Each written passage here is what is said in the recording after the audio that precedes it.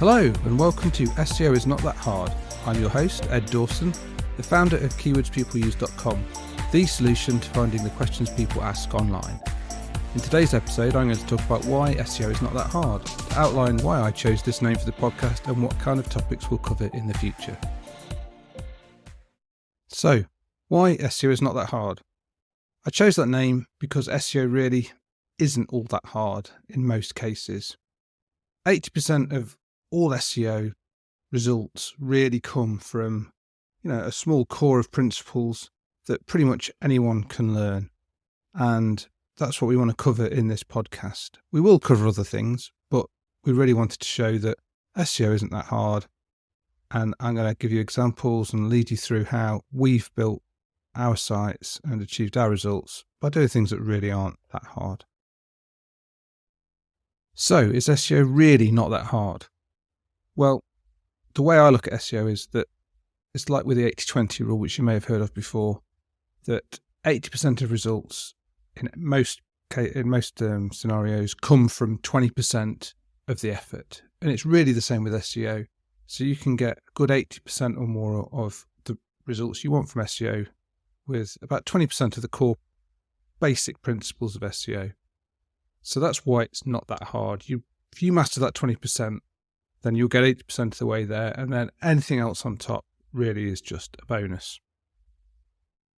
You'll find in SEO that some things are simple and evergreen, like, for example, making sure your site uses SSL, that it's fast. Don't worry if I'm talking about terms that you don't understand at the moment. We'll cover them more in future podcasts.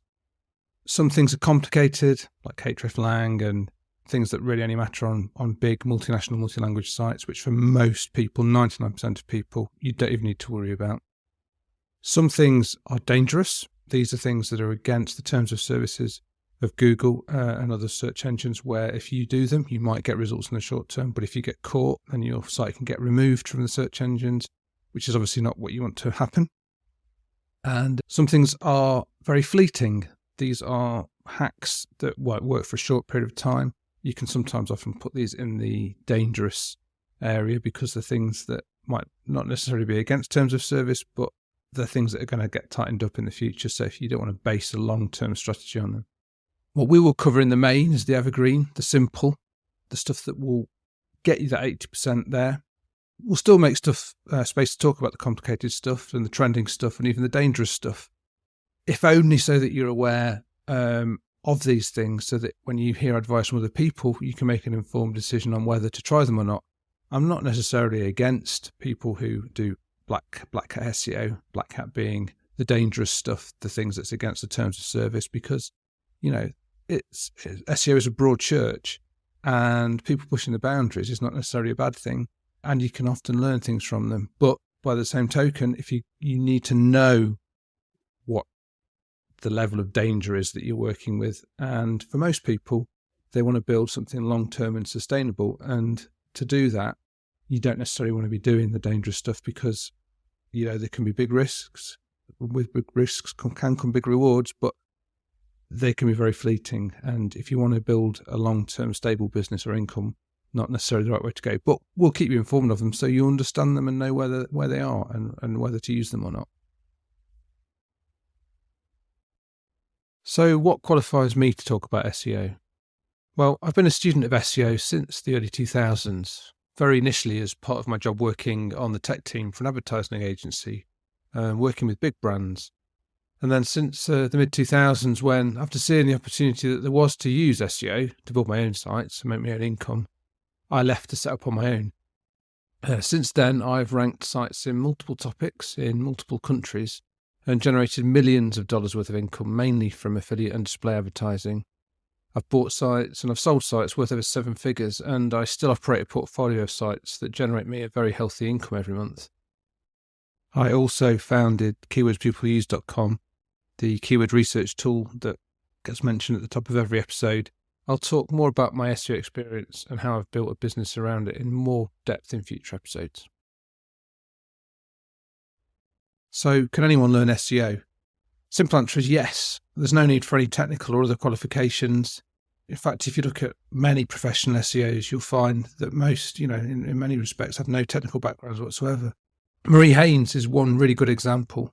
She's a very well-known SEO now. She spends a lot of time working with people who've been hit by penalties by the search engines, and she does a lot of analysis around that, and it's got a very, big consultancy now. But I remember back in Marie's early days, at the time, there was a great forum called SEO Chat, and I used to spend a lot of time on there. And I remember when Marie first joined that forum, and at the time she was working as a vet, and she came along because she was looking to get SEO advice to improve her website for a vet practice. And, she came along very, very green, and obviously great experience as a vet. She's Dr. Marie Haynes because of her veterinary experience, but she knew nothing technical. She knew nothing about SEO. And she now is one of the most well-respected SEOs in the industry. So it just shows how there isn't really a barrier to entry based on technical or any other qualifications. And that's one of the reasons I can say SEO is not that hard, because such a diverse range of people can and have got very good at it. I think if you're interested, if you're motivated, and you've got that willingness to learn, and especially if you'll experiment and actually dive into it, then it's a career path or a way of building a business that can be very, very successful and very lucrative for many people. So hopefully now you can see why I decided to call the podcast SEO is not that hard, that SEO actually isn't that hard in many cases, why I can actually talk about it with a little bit of qualification, and that actually, anyone can learn SEO. You don't need any qualifications or specific background, and that it's a really, really good thing to get into. Thanks for listening. I really appreciate it. Please subscribe and share, as it really helps. SEO is not that hard is brought to you by keywordspeopleuse.com, the solution to finding the questions people ask online.